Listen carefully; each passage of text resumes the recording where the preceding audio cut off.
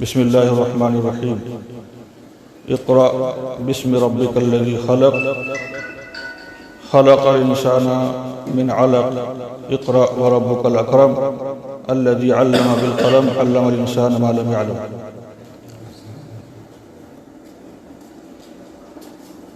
علماء اکرام اور معزز دینی اور ملی بھائی، جس مجلس میں ہم اور آپ الحمدللہ موجود ہیں، یہ انتہائی متبرک، قابل احترام مجلس ہے، جس میں ملک ہی نہیں بلکہ بیرون ممالک میں شعراء آفاق کی حیثیت رکھنے والی شخصیات یہاں موجود ہیں۔ خصوصاً میری مراد حافظ جلال الدین قاسمی حفظ اللہ سے، جو کہ مختصراً اگر کہا جائے تو رئیس المقررین، رئیس الخطباء، رئیس الادباء، رئیس المحررین والمصنفین، ان تمام خطابات کے آپ بلا چون و چرا مالک ہیں الحمدللہ، جن کی مختلف فنون پر مایہ ناز کتابیں موجود ہیں۔ بہت زیادہ میں آپ سے متعارف تو نہیں ہوں، لیکن جو کچھ میں نے سنا ہے، پڑھا ہے، دیکھا ہے اور سن رہا ہوں، اس کی بیس پر میں کہہ سکتا ہوں کہ ہمیں اس سنہری موقع سے فائدہ اٹھاتے ہوئے شیخ سے جس قدر بھی ہم استفادہ کر سکتے ہیں، وہ ہمارے لیے عین استفادہ ہوگا۔ ایسی چیزیں ہم کو انشاءاللہ آج معلومات آپ دے سکتے ہیں، دیں گے، جن کا غالباً ہم نے اس کے پہلے کبھی ذکر سنا بھی نہ ہوگا، یا سنا ہوگا تو سنی انسنی کیا ہوگا۔ تو فی الوقت میرا سوال، چونکہ اس مجلس کے تعلق سے بہت سے وہم و گمان چل رہے ہیں، آرگنائزر جامع مسجد اور چھوٹی مسجد کے نظماء اکرام سے میری پرخلوص یہ استدعا ہے اور استفسار ہے کہ آپ یہاں یہ وضاحت کیجئے کہ آپ نے اس مجلس کا انعقاد شیوخان محترم کی موجودگی میں کیوں کیا ہے۔ تو عبید بھائی یا محمد سلیم بھائی، دونوں میں سے کوئی ایک جو ہے اس بات کا جو ہے سب کے سامنے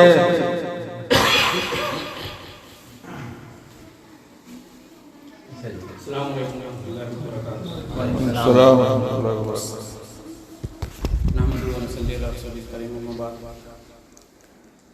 میں ہمارے شیوخ محترم جناب جلال الدین قاسمی حفظ اللہ اور جناب ارشد مدنی حفظ اللہ اور آئے ہوئے تمام مہمان علماء اکرام و اپنی تنظیم اور اپنی جماعتوں کے ذمہ داران، آپ تمامی حضرات کا میں شکریہ ادا کرتا ہوں کہ آپ لوگوں نے اپنا قیمتی وقت نکالا۔ ہمارا مقصد، ایک مومن اور مسلمان کا مقصد، کوئی بھی مقصد اس کا اللہ اور اس کے رسول کے بتائے ہوئے جو قوانین ہیں، جو تعلیمات ہیں، اس سے الگ نہیں ہوتا۔ بس یہی مقصد ہم لوگوں کے بیچ میں یہ ہے کہ شیخ آئے ہیں تو کیوں نہ ان کے ساتھ بیٹھ کر کے ہم تمامی مقاصد فکر کے لوگ بیٹھ کر کے ان سے استفادہ کریں، اس کے علاوہ اور کچھ بھی نہیں۔ واللہ اعلم بالصواب۔ السلام علیکم۔ اس موقع سے چونکہ آپ کے سامنے الحمدللہ یہ وضاحت آ چکی ہے کہ شیخ محترم اور مزید جو ہے ہمارے ایک اور شیخ ارشد مدنی صاحب یہاں موجود ہیں، ان کی موجودگی میں اس مجلس کا انعقاد کا مقصد صرف اور صرف یہ ہے کہ آپ سے جو ہے کسی بھی تعلق سے کسی بھی موضوع پر آپ کو اگر کچھ سوال کرنا ہے، کچھ معلومات حاصل کرنی ہے تو شیخ سے جو ہے آپ مکمل استفادہ کر سکتے ہیں، اور اس موقع کو آپ غنیمت سمجھ کر کے استفادہ کیجئے۔ اور میری طرف سے اور ہمارے عبدالجبار عالم صاحب کی طرف سے یہ سوال ہے کہ حافظ ابن تیمیہ رحمہ اللہ کی جو کتاب الحمویہ ہے، جسے انہوں نے بہت ہی مختصر وقت میں لکھا، تو شیخ سے گزارش ہے کہ مختصراً جو ہے اس کا تعارف بھی اور اس کے اندر جو مواد موجود ہے اس کی جو ہے وضاحت فرما دیجیے۔ فشکراً، السلام علیکم ورحمۃ اللہ وبرکاتہ۔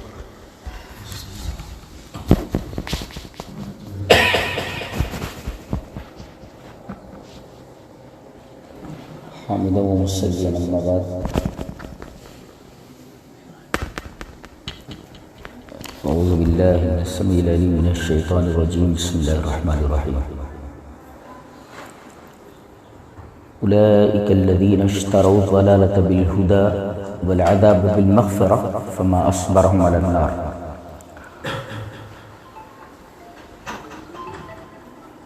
عزیزان گرامی اور معزز علماء کرام،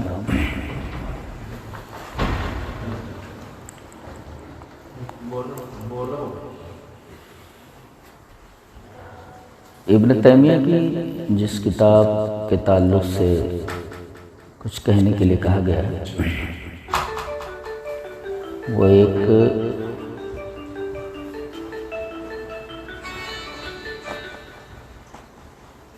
انتہائی دقیق کتاب ہے، اور وہ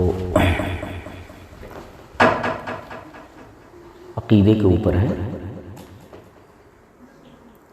اور یوں کہیں کہ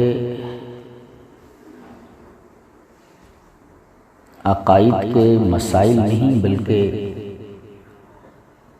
عقائد کے مسائل کے دلائل اس میں دیے گئے ہیں۔ اور شیخ کے سامنے کچھ استفسارات آئے تھے، تو انہوں نے تقریباً اس 200-250 صفحے کی کتاب کو کتب فی قعدۃ واحدہ ما بین الظہر والعصر، ایک ہی نشست میں انہوں نے ظہر اور عصر کے درمیان اس کتاب کو لکھ مارا۔ یہ کتاب عام طور پر پڑھائی نہیں جاتی، شاید اس وجہ سے کہ عقیدے کی بہت ساری کتابیں داخل نصاب ہیں، داخل درس ہیں، مدارس میں پڑھائی جاتی ہیں، اور ان کے تراجم بھی ہیں، لہذا پڑھانے والے کو اردو تراجم وغیرہ سے تھوڑا تعاون اور مدد مل جاتی ہے، لیکن اس کتاب کا ترجمہ نہیں ہے، اور اس کی عبارتیں بہت پیچیدہ ہیں۔ ایک تو ان سے جو سوالات کیے گئے تھے ان میں عقیدے کے بعض ایسے پہلو تھے جس میں فلاسفہ کیا کہتے ہیں، مناطقہ کیا کہتے ہیں۔ ظاہر ہے کہ جب فلسفی کسی بارے میں بات کرے گا یا منطقی کسی موضوع پر بحث کرے گا تو اس کا انداز بحث بالکل فلسفیانہ اور منطقیانہ ہوگا، جو عام فہم نہیں ہوتا کہ اسے ہر کس و ناکس سمجھ جائے۔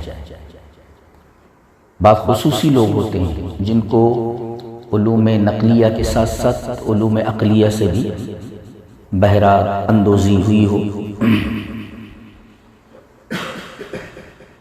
جیسے وہ ثابت کرتے ہیں آج کل چل رہا ہے کہ بھئی اللہ تبارک و تعالیٰ کا وجود ہی نہیں ہے، صرف کہتے ہیں کہ کہاں ہے، اس کو کس نے پیدا کیا وغیرہ وغیرہ، یہ سارے سوالات ہیں۔ اس میں بھی اسی طریقے کے سوالات ہیں، لیکن چونکہ وہ متکلمین ہیں، فلاسفہ ہیں، لہذا وہ تو انکار نہیں کرتے کہ اللہ موجود نہیں ہے وغیرہ وغیرہ۔ ہاں کچھ انحرافات وہاں ہیں، تو ان انحرافات کو ابن تیمیہ رحمہ اللہ نے پیش کیا ہے، اور بعض جگہ جہاں انہیں یہ لگا کہ فلسفے اور منطق کا یہ اصول یہاں غلط ہے، اس پر بڑی اچھی اور نفیس بحث فرمائی اور بڑا پیارا رد فرمایا ہے۔ وہ کتاب پڑھنے سے متعلق ہے، بڑی اچھی کتاب، تقریباً میں نے ابھی 145 صفحہ اس کا پڑھایا ہے علماء کو۔ انداز بحث بڑا عجیب و غریب ہے۔ اس کی ایک مثال دوں میں، یہ جو آیت کریمہ میں نے پڑھی ہے یہ سورہ بقرہ کی ہے، دوسرے پارے کی۔ دیکھیے اس میں اولئک الذین اشتروا الضلالۃ بالہدی والعذاب بالمغفرۃ فما اصبرهم علی النار۔ یہاں کہتے ہیں الصحیح ان الثمن دخلت علیہ الباء، کہ صحیح یہ بات ہے، اب کسی کا رد ہی کر رہے ہیں نا، تو وہ کہہ رہے ہیں صحیح بات یہ ہے، یعنی سامنے والا جو کہہ رہا ہے وہ غلطی پر ہے۔ صحیح یہ ہے کہ بے جہاں خرید و فروخت کی بات آئے وہاں بے ثمن کے اوپر داخل ہوتا ہے، قیمت پر۔ مثلا آپ یہ جوال موبائل خریدنا چاہتے ہیں، میں مشتری ہوں اور آپ بائیں مبی جوال ہے موبائل۔ اب ظاہر ہے کہ میں مشتری ہوں، بیچنے والا بائیں ہے، اور مبی جس چیز کو بیچا جا رہا ہے وہ جوال ہے موبائل۔ تو ظاہر ہے کہ آپ اس چیز کو مجھے دیں گے، کس کے بدلے؟ قیمت کیا ہوگا؟ تو یہ جو قیمت دی جا رہی ہے اس کہ میں بائیں کو دوں اور یہ چیز میں اپنے قبضے میں لے لوں، تو یہ چیز جو ہم بائیں کو دے رہے ہیں اسی کو ثمن کہتے ہیں۔ ثمن، ثمن، وہ یہ کہتے ہیں کہ بے جب داخل ہو جس چیز پر سمجھیے کہ وہ قیمت ہے۔ یہ بہت پیارا اصول، یعنی کہیں نظر آیا آپ کو کہ بے داخل ہے خرید و فروخت پر، تو سمجھو وہ قیمت ہے، اور اس کے بدلے میں آپ کوئی چیز لے رہے ہیں، یعنی وہ قیمت آپ دے رہے ہیں، ثمن پر بے داخل ہے تو گویا کہ آپ اس چیز کو دے رہے ہیں اور اس کے بدلے میں کوئی چیز لے رہے ہیں۔ اب دیکھیے اولئک الذین اشتروا الضلالۃ بالہدی، دیکھیے ہدا پر جو بے داخل ہے، پتہ یہ چلا کہ قاعدہ جب یہ ہے کہ بے ثمن پر داخل ہوتا ہے تو ہدا یہ ثمن ہے، قیمت ہے جی، اور اشتراء سے معلوم ہوا کہ مشتری کوئی ہے، خریدنے والا، اور اب جب قیمت لے رہا ہے اس کا مطلب کوئی بائیں ہے، بیچنے والا، اور کوئی چیز ہے جس کو بیچا جا رہا ہے۔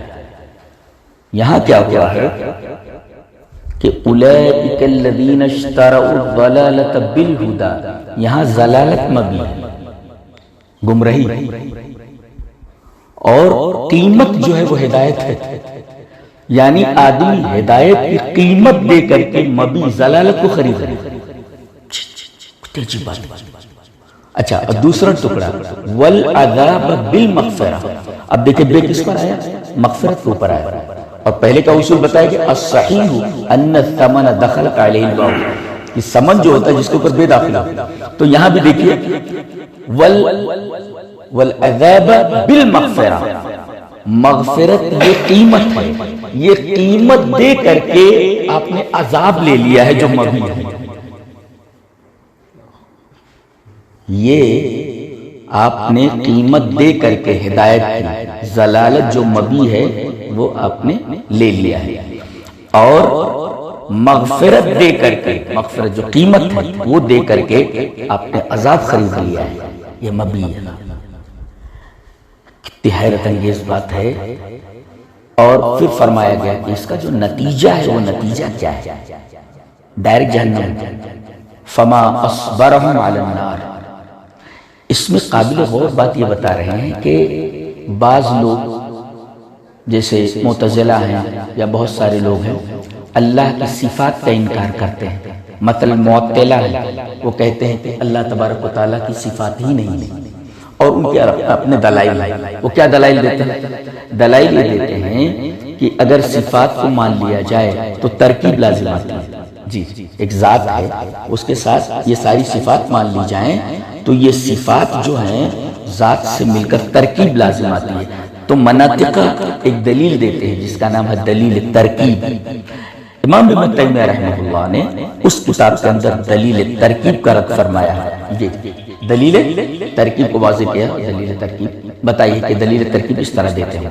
بہرحال تو یہ انکار کرتے ہیں. تو تعجب بھی صفت ہے، تعجب بھی صفت ہے، صبر بھی صفت ہے. اچھا اب دیکھیں آپ، ما اصبر، یہ نحو پڑھنے والا طالب علم جانتا ہے کہ فعل تعجب کے دو صیغے آتے ہیں، ما افعل اور افعل بہی. تو اب یہاں دیکھیں کیا، ما اصبر فعل تعجب ہے، ما افعل کے وزن پر ما اصبر. تعجب اللہ تعجب فرما رہا ہے. کتنے صابر ہو سکتے ہیں یہ آگ کے اوپر. یعنی اللہ تعجب فرما رہا ہے کہ یہ جہنم کی آگ کے اوپر یہ صبر کر سکتے ہیں کیا؟ ان کے پاس اتنا یار ہے، ان کے پاس صبر کی وہ استعداد موجود ہے کہ جہنم کی آگ کو یہ برداشت کر سکتے ہیں. اللہ تعجب فرما رہا ہے. اب وہ کہتے ہیں کہ بھئی تعجب اللہ کیسے کر سکتا ہے؟ تو ہم یہ کہتے ہیں کہ جس طرح اللہ سمیع سننے والا ہے، ہمارے سننے کی طرح نہیں، وہ دیکھنے والا ہے، ہمارے دیکھنے کی طرح نہیں دیکھتا. اسی طریقے سے تعجب ہے، اللہ تعجب کرتا ہے لیکن ما یلیق بشانہ، اس کی شان چاہتا ہے. جیسے ہنسنا، ہم ہنستے ہیں، ایک اللہ تبارک و تعالیٰ کا ہنسنا ہے. اللہ تبارک و تعالیٰ مسکراتا ہے جی، تو مسکرانا ہماری طرح نہیں ہوتا، اس لیے کہ خالق و مخلوق کے اوپر کبھی قیاس نہیں کیا جا سکتا. یا قیاس مع الفارق ہے، اس لیے کہ قیاس کے اندر جو مقیس اور مقیس اللہ ہیں ان کے اندر کچھ مطابقت ہونی چاہیے. یہ دیکھیں آپ، یہاں پر کوئی مطابقت ہی نہیں خالق اور مخلوق کے درمیان. اسی وجہ سے آپ دیکھیں گے کہ قیاس شمولی یہ باطل ہے اللہ کے تعلق سے. جی یہ تو عقائد میں پڑھایا جاتا ہے کہ قیاس شمولی یہ اللہ کے لیے درست نہیں. ایک جو قیاس ہوتا ہے جی وہ الگ الگ قیاس کے قسم ہے. بہرحال قیاس اولا جائز ہے.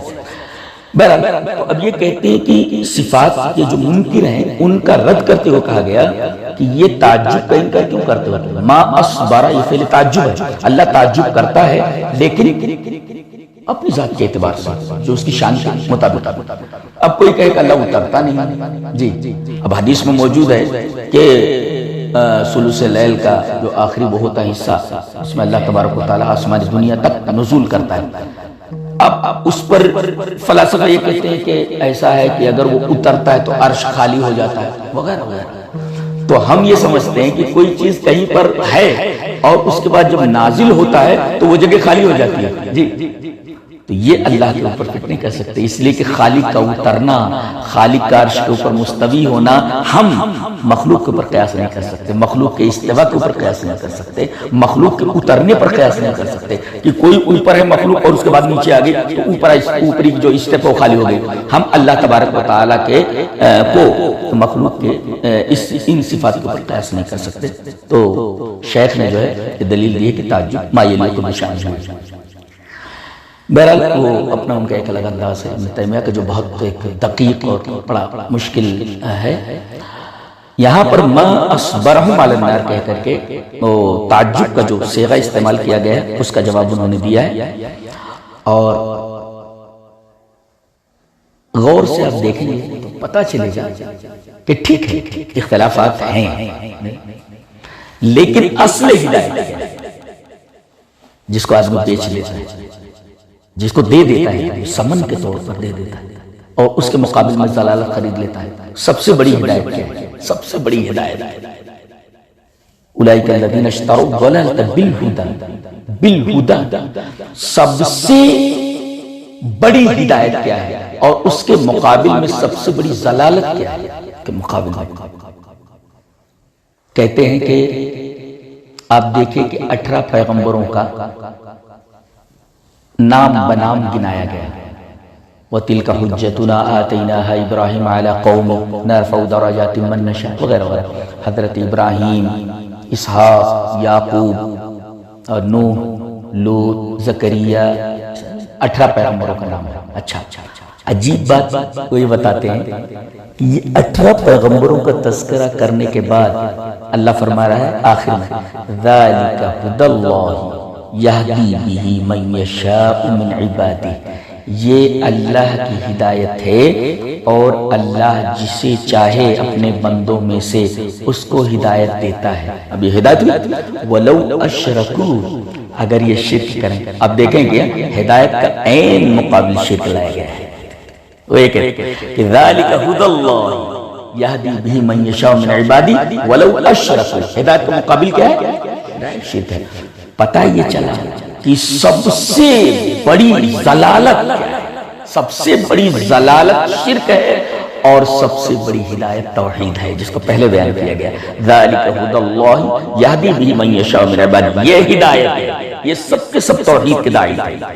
ان کی زندگی کا، ان کی بعثت کا مقصد اول توحید، مقصد وسط توحید اور مقصد آخر بھی توحید ہی تھا۔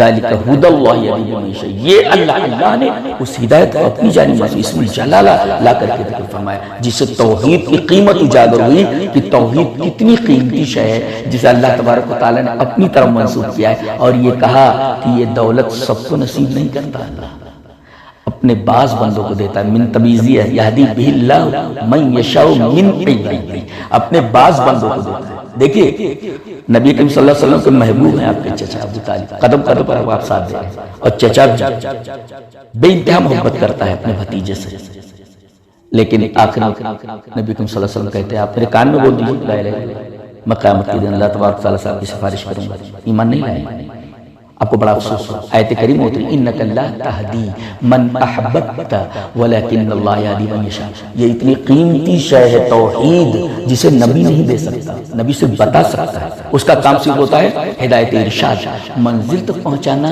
جی یہ صرف اللہ تبارک و تعالیٰ کا کام ہے۔ وہی مطلب انک لا تہدی من احببت ولکن اللہ یہدی من یشاء، تو یہ جو کہا گیا دیکھیے ان کو ہدایت نہیں ملی، نبی اگرچہ ان سے محبت کر رہے ہیں لیکن ہدایت نہیں ملی، تو من عبادنا جو من تمیزیہ ہے یہ بتا رہی ہے کہ یہ اتنی قیمتی شے اللہ سب کو نہیں دیتا، یہ توحید کی دولت جس کو مل گئی اسی کے اوپر سارے انحصار ہے، سارے انحصار ہے۔ ان اللہ لا یغفر، اچھا آپ دیکھیں آگے مغفرت کہا گیا، مغفرت پتہ یہ چلا کہ اسی ہدایت کے اوپر یہ مغفرت ڈیپینڈ ہے، اگر آپ کو ہدایت نہیں ملی ہے تو یہ مغفرت آپ کو ملنے والی نہیں ہے، اور وہ جو ضلالت آپ نے خریدی ہے ہدایت دے کر کے اس کے مقابل میں صرف اور صرف عذاب ہے۔ یہ انداز بحث ہے ابن تیمیہ رحمہ اللہ کا، تو وہ کتاب پڑھنے سے متعلق ہے، بہت خوبصورت ہے۔ تو الحمدللہ توحید پر تو ہم تمام کے تمام مجتمع۔ اچھا رہا ہدایت کا طریق کیا ہے، ٹھیک ہے، ہدایت کا طریق کیا ہے وہ بتا دیا گیا، فَإِنْ آمَنُوا بِمِثْلِ مَا آمَنْتُمْ بِهِ فَقَدِ اهْتَدَوْا، یہ ہمارے صحابہ ہیں، جس روٹ کو انہوں نے فالو کیا وہی ہدایت کا روٹ ہے۔ گویا کہ ہدایت کا معیار مطلق اگر آپ کو دیکھنا ہے تو وہ صحابہ کرام رضوان اللہ تعالیٰ علیہم اجمعین کی زندگی، بس یہ ہدایت، اور ہدایت کہاں ملتی ہے، کہاں سے آتی ہے، سب سے بڑی ہدایت کیا ہے، کون بیچتا ہے، کون خریدتا ہے، ایک پورا آفاق، پورا ہورائزن ہے۔ آپ دیکھیں تو حیران نہیں جائیں گے آیت کریمہ کو دیکھ کر کے، یہ ابن تیمیہ رحمہ اللہ کا انداز بحث ہے۔ شیخ اب تک کی آپ کی جو گفتگو ہے اس میں سے جو ایک سوال جو عام طور پر نوجوانوں کی طرف سے، خاص طور پر جو کالجز اور یونیورسٹیز میں پڑھتے ہیں، وہ عام طور پر اعتراض کرتے ہیں کہ جب ہدایت اللہ ہی کے ذریعے ہے، یہدی بہ من یشاء، جب اللہ ہی ہدایت دے گا اور اللہ ہی ہدایت دینے والا ہے تو پھر انسان تو مجبور ہوا، اور جب اللہ ہدایت، جب اس کا مطلب ہے کہ اللہ ہم کو ہدایت نہیں ملی اس لیے ہم گمراہی پر ہیں، تو یہ ایک ایسا اگلی سوال کرتے ہیں تو اس کو کیسے کاؤنٹر؟ جی اس کا جواب جو قرآن حکیم میں ہے کہ یہ قرآن حکیم ٹوٹل ہدایت کی کتاب ہے، شروع میں کہہ دیا گیا ذالک الکتاب لا ریب فیہ ھدی للمتقین، ڈائریکٹ کہہ دیا گیا جب یہ متقین کے لیے ہدایت ہے، یہ متقین سے مراد یہ تقوی والے نہیں بلکہ جن کے اندر ہدایت کی پیاس، ہدایت کی طلب، ہدایت کی طلب جن کے اندر ہوتی ہے اللہ تبارک و تعالیٰ انہی کو ہدایت دیتا ہے، یہ ہدایت کتاب۔ اب آپ دیکھیں گے قرآن کے نے کہا ہے کہ یضل بہ کثیر ویہدی بہ کثیر، وہ سوال کا جواب کہ قرآن مکمل ہدایت کی کتاب ہے، لیکن اس کتاب کے ذریعے بعض کو گمراہ کر دیتا ہے، بعض کو ہدایت دے دیتا ہے۔ اس کا مطلب اچھا جگہ جگہ ان اللہ لا یہدی الا القوم الفاسقین، اللہ تبارک و تعالیٰ قوم فاسق ہی کو ہدایت نہیں دیتا۔ اس کا مطلب ہدایت دینے کا جو اصول اس کے ہاں ہے۔ اب بتائیے کہ انسانوں کے پاس ان کی ہدایت کے لیے بتانے کے لیے ایک پیغمبر بھیجا گیا، اس نے بتایا کہ یہ جنت کا راستہ، یہ جہنم کا راستہ ہے، ٹھیک ہے، اس کے اوپر کتاب نازل فرمائی۔ وہ جب چلا جاتا ہے تو کتاب موجود رہتی ہے، کتاب کا ایکسپلینیشن کر کے جاتا ہے اور باقاعدہ بتا کر جاتا ہے کہ اس کتاب پر اس طرح عمل کیا جائے۔ ان تمام چیزوں کے بعد اختیار دیا گیا ہے بندے کو اختیار ہے، ہدایت قبول کرنے اور نہ کرنے کا اختیار ہے۔ وہ تو اس حدیث میں بتایا گیا ہے، ان سے کہا گیا کہ ہدایت قبول کر لیجیے۔ اللہ تبارک و تعالی جو ہے کسی کو مجبور نہیں کرتا ہدایت کے اوپر مجبور نہیں کرتا ان کو، بلکہ ہدایت اور ضلالت، اب دیکھیے یہ اپنی مرضی سے خرید رہا ہے۔ اولئک الذین اشتروا الضلالۃ، اس سوال کا بھی جواب موجود ہے کہ یہ خود خرید رہے ہیں، اس کا مطلب اپنے اختیار سے خرید رہے ہیں، اللہ تبارک تعالیٰ مجبور نہیں کر رہا ہے، یہ خود خرید رہے ہیں۔ اولئک الذین اشتروا الضلالۃ بالہدی، یہ ہدایت دے کر کے یہ ضلالت خود خرید رہے ہیں، اس کا مطلب انہیں اختیار ہے ضلالت کا اور ہدایت کا، یہ چاہیں تو ہدایت حاصل کریں اور کوشش کریں، اور اس کے بعد جو ہے اللہ کی توفیق ہے ان کو۔ قرآن کریم نے کہہ دیا فمن شاء فلیؤمن ومن شاء فلیکفر، جی صاف ہے، وہدیناہم نجدین، وہدیناہم، دو راستے بتا دیے،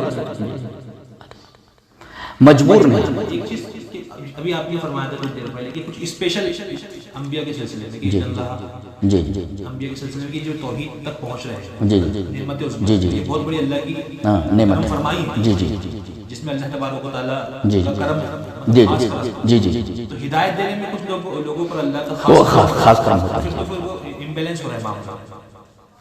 نہیں جیسے کچھ خاص بندے ہوتے ہیں کہ اللہ تبارک و تعالیٰ کا ان کے اوپر خاص کرم ہوتا ہے اور اللہ تبارک و تعالیٰ انہیں ہدایت نصیب کرتا ہے۔ بعض لوگ جو ہوتے ہیں، اب آپ یہاں جب آ جائیں گے کہ بھئی بندہ اگر مجبور ہے یا مختار ہے، اس پر آ کر کے آپ اس بحث میں آ جائیں گے آپ کہ بندہ مجبور ہے یا مختار ہے، یہ بحث یہاں پر آ گیا جی کہ بندہ اپنے اختیار سے غلطی کرتا ہے، بندہ اپنے اختیار سے نیکی کرتا ہے۔ اگر اللہ تبارک و تعالیٰ نیکی پر مجبور کرے یا اسی طریقے، ہاں اتنا ہے کہ اگر آپ اس راستے کے اوپر چل پڑے اور آپ کے اندر شوق ہے تو اللہ تبارک و تعالیٰ آپ کا تعاون کرتا ہے اس پر چلنے کے لیے، راستے آسان کر دیتا ہے نہیں وہ کہ یہ ہاں فَسَنُ يَسِّرُ يُسْرًا، جی اگر جنت کے اوپر آپ چل رہے ہیں راستے کے اوپر تو اس کے لیے بھی آسانی ہے، اور اگر آپ جہنم کے راستے پر چل رہے ہیں سوا ما فُجِرَ وَتَقْوَى، کسی کو مجبور نہیں کیا گیا، وہ جو ہیں اس کا مفہوم آپ کے سامنے پیش کروں کہ بندہ زندگی بھر نیک عمل کرتا ہے، پھر اس کی تقدیر اس پر غالب رہتی ہے، جی مطلب موت کے آخری لمحات جی غالب جی تکلم بکلمت حتی یلقى، دیکھیے ایک چیز ہوتی ہے کہ بندہ جو ہوتا ہے کچھ ایسے کام کرنے لگتا ہے آخر میں، جی جیسے پوری بکٹ بھری ہوئی ہو پانی، پاک پانی سے، اور آخر میں کوئی آدمی جا کر کے قطرہ پیشاب ڈال دے تو یہ پورا کا پورا جو بکٹ کا پانی ہے پورا خراب ہو جاتا ہے۔ زندگی میں نیکی کرتا رہا، آخر میں جا کر کہیں اس نے اس طریقے کی کوئی حرکت کر دی جس سے پوری کی پوری نیکی اس کے برباد ہو گئی، جی یہ معاملہ ہے کہ وہاں تک پہنچتے پہنچتے تقدیر غالب آ جاتی ہے۔ اب وہاں تقدیر کا مسئلہ پھر آ گیا، تقدیر کے مسئلے کا مطلب یہ ہے کہ اللہ تبارک و تعالیٰ نے اپنے علم کے مطابق لکھ دیا ہے، اپنے علم کے مطابق لکھ دیا۔ اس کو میں نے کئی مثالوں سے سمجھایا ہے کہ جیسے دیکھیں کہ دو طالب علم ہیں، میں نے دونوں طالب علم کے اوپر یکساں محنت کی ہے اور ایک ہی کتاب پڑھائی ہے، میں نے دونوں کو یہ ایسا نہیں کہ اس کو زیادہ ٹائم دیا اس کو کم ٹائم دیا، اور دونوں کی کتاب مکمل ہو گئی برابر۔ اب اس کے بعد کتاب کے ختم ہونے کے بعد جو ہے یہ بتایا جاتا ہے دونوں کو کہ کل جو ہے فلائی صاحب آئیں گے اور تم دونوں کا امتحان لیں گے، جی تو کل وہ آئیں گے، چلاؤ تم دونوں مجھے ٹیسٹ دے دو پہلے، اب اس کے بعد اس کو زید کو بلاتا ہے، زید سے کچھ سوالات کرتا ہے، وہ فٹافٹ تمام سوالات کے جوابات دے لے جاتا ہے۔ پھر عمر کو بلاتا ہے، دوسرے طالب علم، وہ جگہ جگہ اٹکتا ہے، کچھ سوال کا جواب دے پاتا ہے، کچھ نہیں دے پاتا، یا کچھ بھی نہیں دے پاتا ہے۔ اب یہ کیا کرتا ہے، استاد لکھ لیتا ہے کہ زید کل فلاحی صاحب جب امتحان لیں گے تو یہ زید پاس ہو جائے گا اور یہ جو ہے یہ فیل ہو جائے گا، برابر؟ اب یہ لکھ دیا، اور یہ آئی امتحان لینے کے لیے، تو اب اس کو پاس کر دیا اور اس کو اس لیے سارے جوابات اس نے دیے ہیں، اور اس کے بعد اس نے جو ہے سوالات کے جوابات نہیں دیے تو اس کو انہوں نے فیل کر دیا۔ اب ہم نے جو لکھ رکھا ہے اس کے ماں باپ آتے ہیں، آپ نے لکھا ہے اس وجہ سے فیل ہوا ہے، ارے میرے لکھنے تو کیسے ہوا؟ میں نے اپنے علم کے مطابق لکھ دیا، میرے علم میں غلطی ہو سکتا ہے وہ پاس ہو جائے، لیکن اللہ تبارک تعالیٰ نے جو لکھ دیا اس کے علم میں غلطی نہیں ہوتی، لہذا وہ اپنے اختیار سے وہ ناکام ہوا ہے۔ میرے لکھنے سے کیا ہوتا ہے؟ مجھے کوئی پکڑ سکتا ہے کہ آپ نے لکھ دیا اس وجہ سے وہ ناکام ہوا؟ تو لکھنا جو ہوتا ہے، تقدیر جو ہوتی ہے نا، وہ اللہ تبارک تعالیٰ نے لکھ دیا ازل سے ابد تک، اور اس کے اسباب بھی لکھ دیے جاتے ہیں۔ مثلا آدمی گمراہ ہوگا، اس کا سبب کیا ہے؟ جی یہدی بہ بے سببیہ ہے، یعنی آدمی جب ہدایت یاب ہوتا ہے تو اس کے اسباب اللہ نے رکھے ہیں، اور اس طریقے جو گمراہ ہوتا ہے اس کے بھی اسباب ہیں۔ بغیر اسباب کے اللہ تبارک تعالیٰ کسی چیز پر مجبور نہیں کرتا بندے کو، جی اس کے اسباب ہیں۔ یہ جنت میں جائے گا، اس کا سبب یہ ہے، یہ ایسا کرے گا۔ اسی وجہ سے بعض تقدیر معلق ہوتی ہے، بعض مبرم ہوتی ہے۔ تقدیر معلق کا مطلب یہ ہے کہ لکھا رہتا ہے کتاب میں لکھا رہتا ہے کہ اگر اس نے حج کیا تو اس کا یہ درجہ یہاں لکھ دیا جائے، اور اگر اس نے حج نہیں کیا تو یہ درجہ اس کا نہ لکھا جائے، برابر؟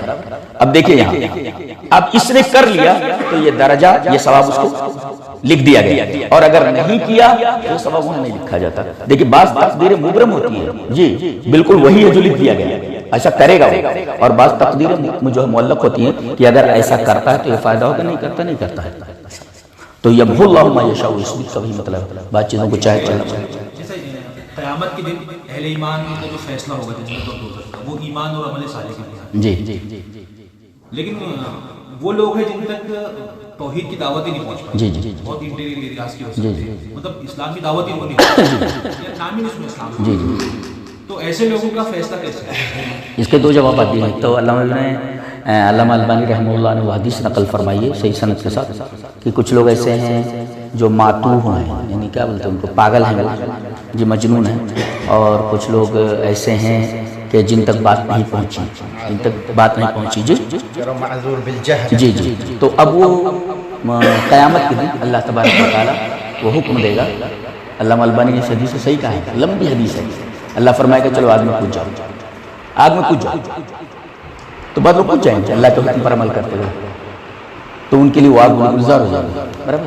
اور کچھ لوگ رکے رہیں گے، تو اللہ فرمائے گا یہ میں حکم دیتا، ان کے پاس پیغام بھیجتا، آج میرے کہنے پر یہ نہیں جا رہے ہیں، نبیوں کے ذریعے پیغام پہنچاتا تب بھی نہیں مانتے تھے، لہذا ان کو جہنم کے اندر ڈال دیا جائے۔ وہ اللہ تبارک تعالیٰ کے اوپر وہاں بھی ایک امتحان ہے، اور یہ تو اللہ تبارک تعالیٰ کا قانون، وما كنا معذبين حتى نبعث رسولا، جی یا تو خود رسول بن جائے گا، جی وہ خود بولے گا چلو آگ میں کود جاؤ، یا تو دنیا میں بھیجتا ہے پیغام کو، جب تک ان کے پاس پیغام پہنچنا جائے، تب تک ان کو عذاب نہیں دیتا۔ ہو سکتا ہے کہ اس کے علاوہ بھی ان کے ساتھ کوئی معاملہ ہو، وہ کہہ سکیں رب تعالیٰ ہمارے اوپر کوئی پیغام ہی نہیں پہنچا تو ان کے ساتھ کوئی دوسرا معاملہ کیا جائے، وہ اللہ کی مگر اللہ کو چھوڑ دیا جائے اس کو۔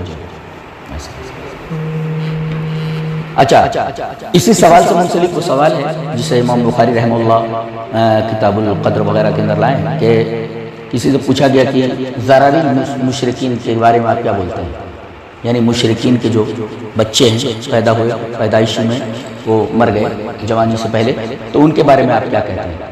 تو نبی کریم صلی اللہ علیہ وسلم فرمائے اللہ اعلم بما کانوا عاملین، اللہ ہی کو معلوم ہے کہ وہ کیا کرنے والے تھے، جی تو اس اعتبار سے بھی مایعون کے اعتبار سے اللہ فیصلہ کرے گا ان کے تعلق سے۔